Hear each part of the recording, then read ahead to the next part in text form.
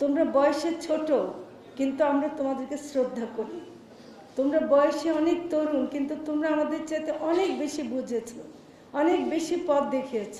তো কাজে তোমাদেরকে আমাদের সম্মান করাটাই আমার মনে হয় যে এখনকার যে জাতি আছে তাদের কাজ হবে। শুধু একজন ফ্যাসিস্ট আমাদেরকে অত্যাচার করছে, ওইটাই সহ্য করতে না পেরে যারা রাস্তায় নেমে গেছে, পুলিশ বেধড়ক গুলি করছে, মারছে, তারপরেও যারা ঘরে বসে থাকে নাই, তাদেরকে আপনারা কিরকম করে সম্মান জানালে শেষ হবে না। মানে আমি ভাবতে পারি না যে এই বাচ্চাদের মনে তখন কি ছিল, কি রকম একটা অনুপ্রেরণা ছিল যে তারা এরকম বেরিয়ে গেছিল এবং তারা এত কষ্ট বরণ করেছে। বাবারা ট্রমাটাইজ। আমরা বলি বাবার কাঁধে ছেলের লাশের মতো ভারী জিনিস আর হয় না, এটা বোঝাবার জন্য যে কত কষ্টের এটা। তেমনি স্নিগ্ধ বলছিল ভাইয়ের কাঁধে ভাইয়ের লাশ, মানে মুগ্ধের ভাই স্নিগ্ধ বলছিল ভাইয়ের কাঁধে ভাইয়ের লাশ। তো এই যে এগুলো যে কত ভারী, এটা বোঝাতে গিয়ে তারা বলছে। তো এই মাগুলো, এমনকি হাসপাতালেও অনেক মায়েরা বাচ্চাদের পাশে 2 মাস ধরে আছেন, কষ্ট করে আছেন, তারাও কিন্তু ট্রমাটাইজড। এবং আরও বেশি আমি ইদানিং দেখলাম অনেক মেয়ে নাকি, মেয়েরা তো রাস্তায় ছিল, মেয়েরা আহত হয়েছে, কিন্তু মেয়েরা জানেন আহত হয়েছে এই কথাটা তাদের পরিবার বলতে চায় না, এমনকি হাসপাতালেও যেতে চায় না, কারণ ওদের বিয়ে হবে না। সমাজ ওদেরকে বলবে কেন গেছো তো, মানে তখন এখন ওদেরকে দোষী করবে।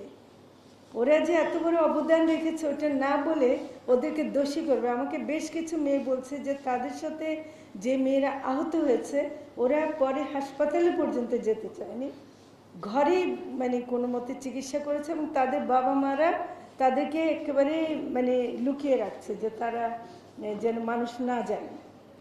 এইটাও তো একটা সমাজের একটা যে অন্যায়, এটার ফলে যে ওই মেয়ের কি কষ্ট হচ্ছে না, ওই মেয়ের কি মনের মধ্যে, ও তো আর এখন যেমন ছেলেরা অনেক কিছু তাও বলতে পারছে, কিন্তু মেয়েরা কিন্তু বলতেও পারছে না। এটা কিন্তু আরেক ধরনের কষ্ট।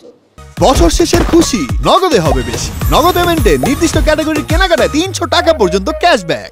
ক্যাবিনেট মিটিং এক পর্যায়ে, মানে মূল এজেন্ডার পরে এক পর্যায়ে এটাই আলোচনা হলো যে আহতদের চিকিৎসার পাশাপাশি মেন্টাল হেলথের ব্যাপারে আমরা কি করব সেটা ইমিডিয়েটলি ঠিক করতে হবে। আজকে সকালে এটা আলোচনা হচ্ছে এবং এইটা বলা হচ্ছে যে এই ব্যাপারে ইমিডিয়েটলি যা করতে হয়, যেটা ডক্টর সাইদুর রহমান বললেন যে যখনই কোনো আহতের কথা উঠে, ট্রিটমেন্টের কথা উঠে, কোনো সময় বলে যে 80 লাখ টাকা লাগবে, কোনো সময় 90 লাখ টাকা লাগবে, কোটিও পার হতে পারে, বিদেশে পাঠাতে হতে পারে।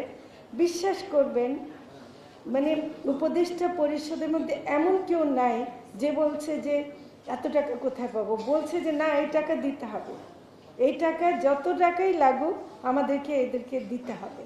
এবং সেটাই কিন্তু এই পুরো উপদেষ্টা পরিষদ এবং সরকারের মনোভাব যে আহত শহীদ পরিবার, তাদের পাশে থাকা, তাদের সাথে থাকা, তাদের জন্য যদি আমরা করতে না পারি তাহলে এই সরকারে, আমি আজকে বলছি, আমি একজন উপদেষ্টা হিসেবে বলছি, আমার থাকাটা অপরাধ হিসেবে নেব যদি আমি কিছু করতে না পারি। আমাদের ব্যর্থতা তখন ওরা আমাদেরকে বিচার করবে, আমরা কাঠগড়ায় দাঁড়াবো যদি আমরা কিছু করতে না পারি। কিছু করা তো আমাদের সাধ্যের মধ্যে নাই, কিন্তু যতটুকু করা প্রয়োজন সেটাতে যেন কোনো ঘাটতি না হয়। আমি এটা আপনাদের সবাইকে একেবারে বলতে পারি উপদেষ্টা পরিষদের পক্ষ থেকে যে এই ব্যাপারে অন্যান্য প্রকল্পের কথা উঠলে টাকার পরিমাণ নিয়ে কথা হয়, অর্থ মন্ত্রণালয় থেকে বলা হয় এত টাকা কেন, কিন্তু একমাত্র এই একটা বিষয় যেখানে টাকা কোনো বিষয় না, টাকাকে একেবারেই মানে এটা আমাদের যা করতে হয় সেটা করার জন্য সব ধরনের প্রস্তুতি আছে এবং এটাই আমরা করব। তো সেজন্য আমি বলছি যে এখন কিন্তু তাই বলে আমাদের এইটুকু করেই শেষ হবে না। আমার কাছে খুব কষ্ট লাগে একটা শহীদ পরিবারের হাতে চেক তুলে দিতে, কোনোভাবেই কি এটা পূরণ করা সম্ভব? মানে একটা চেক হাতে নিয়ে যখন রংপুরে আমরা অনেকগুলো পরিবারের হাতে চেক তুলে দিচ্ছিলাম, সার্জিস এবং স্নিগ্ধ এদের সাথে, এবং সমাজ কল্যাণ মন্ত্রণালয়ের উপদেষ্টা চেক তুলে দিচ্ছিলাম। ওরা কিন্তু চেকটার দিকে তাকাচ্ছিল না, চোখ দিয়ে গড়গড় করে খালি পানি পড়ছিল।